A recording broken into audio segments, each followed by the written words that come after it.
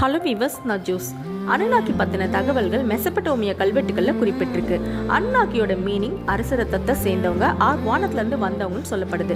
5000 years before வாழ்ந்த சுமேரியர்கள் humans எப்படி உருவானாங்கன்னு கல்வெட்டுகளில் சொல்லியிருக்காங்க. 4.5 lakhs இயர்ஸ் பிஃபோர் நிபுருன்ற பிளானட்ல இருந்து அனுநாக்கி என்ற இனத்தை சேர்ந்தவங்க பூமிக்கு தங்கத்தை தேடி வந்தாங்க. எதுக்காகனா அவங்க கிரகத்தோட வளிமண்டலம் பாதிக்கப்பட்டிருக்கு, அதை சரி பண்ணா தங்க வேணும். பூமியில தங்கம் அதிகமா இருக்கிறத சர்ச் பண்ணி தெரிஞ்சுக்கிறாங்க. அவங்க இனத்தை சேர்ந்த மக்களை தங்கத்தை வெட்டி எடுக்கிறதுக்கு கூட்டிட்டு வந்தாங்க. பட் அந்த ப்ராசஸ் ரொம்ப கஷ்டமா இருந்ததுனால அனுநாக்கி இன மக்கள் டயர்டாகி அங்கங்க உட்கார்ந்துடுறாங்க. உடனே அனுநாக்கியோட சீஃப் என்கி சயின்டிஸ்ட்க்கு ஒரு ஐடியா தோணுது.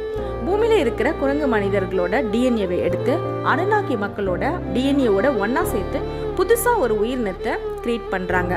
அவங்களுக்காக வேலை செய்ய மனிதர்களை உருவாக்குறாங்க. பயோரோபோட் மாதிரி உருவாக்கி அவங்களுக்கு மொழி, நாகரிகம் இப்படி எல்லாத்தையும் சொல்லி கொடுத்தாங்கன்னு சுமேரியன் கல்வெட்டுகள்ல குறிப்பு இருக்கு.